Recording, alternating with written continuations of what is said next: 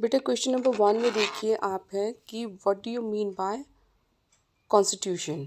तो कॉन्स्टिट्यूशन का मतलब क्या होता है? कॉन्स्टिट्यूशन एक ऐसा डॉक्यूमेंट है जो बताता है कि सरकार कैसे काम करेगी। ठीक है, ये तो आप ये मान लो कि एक ऐसा कागज़ है जिसमें लिखा होता है कि देश कैसे चलेगा।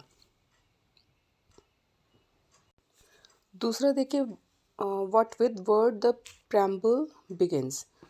The the preamble of the Indian Constitution begin with these words: "We the people of Indian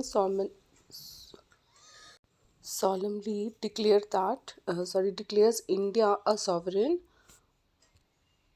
socialist, secular and democratic republic." ये स्टार्ट होता है अपने प्रैम्बल जो स्टार्ट होता है कि हम भारत के लोग भारत को एक संप्रभुता संपन्न समाजवादी धर्मनिरपेक्ष लोकतांत्रिक गणराज्य घोषित करते हैं। अगला क्वेश्चन है क्या features of constitution. First point में लॉन्ग एंड डिटेल कॉन्स्टिट्यूशन है और ये बहुत बड़ा डिटेल वाला संविधान है। इंडियन कॉन्स्टिट्यूशन दुनिया का सबसे बड़ा है जिसमें 395 आर्टिकल्स और 12 शेड्यूल्स हैं। ओके, फिर अपने फंडामेंटल सेकंड पॉइंट है फंडामेंटल राइट्स मूल अधिकार। तो हर नागरिक को जस्ट मिनट बेटा उसको थोड़ा बड़ा कर दो। The fundamental right have been given in the third chapter of the constitution. Third chapter में दे रखे हैं कॉन्स्टिट्यूशन में, जिसमें बताया गया कि हर नागरिक को समानता, स्वतंत्रता, शोषण से सुरक्षा, धर्म की आज़ादी, सांस्कृतिक और शिक्षा के आधिकारिक और न्यायिक उपचार मिलता है।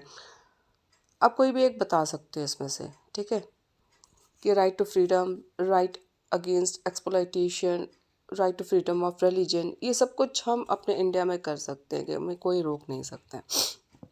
क्वेश्चन नंबर 4 देखिए,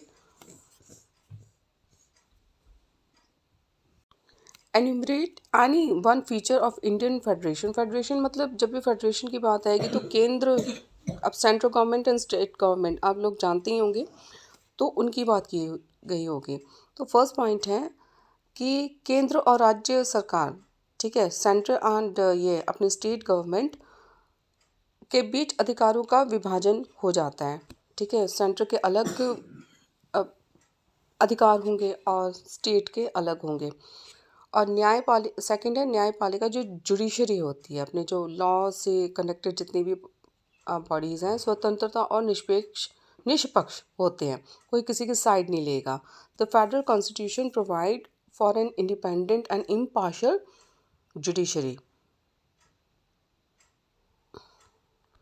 फिर है क्वेश्चन नंबर 5 कि right any one fundamental right of an Indian citizen. ठीक है,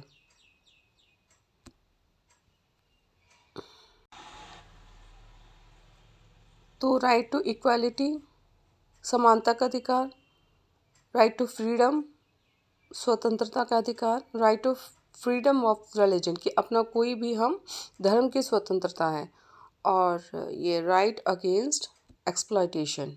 ठीक है, तो आप कोई भी एक लिख सकते हो कि शोषण के विरुद्ध हमें अधिकार है अपनी आवाज़ उठाने की। क्वेश्चन नंबर 6 देखिए, enumerate any one constitutional duty of an Indian citizen.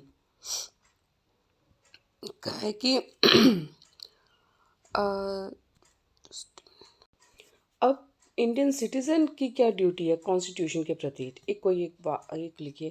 तो लिखा है कि to abide by the constitution and respect its ideal and institution, the national flag and the national anthem, कि संविधान का पालन करना और राष्ट्रीय गान, राष्ट्रीय ध्वज का सम्मान करना हमारा एक ड्यूटी है, कॉन्स्टिट्यूशनल ड्यूटी है। और सेकंड में है कि to uphold and protect the sovereignty and unity and integrity of India. कोई भी एक आप लिख लो कि भारत की एकता, अखंडता और स्वतंत्रता की रक्षा और सम्मान करना, ये भी इंडियन सिटीजन की एक कॉन्स्टिट्यूशनल ड्यूटी है।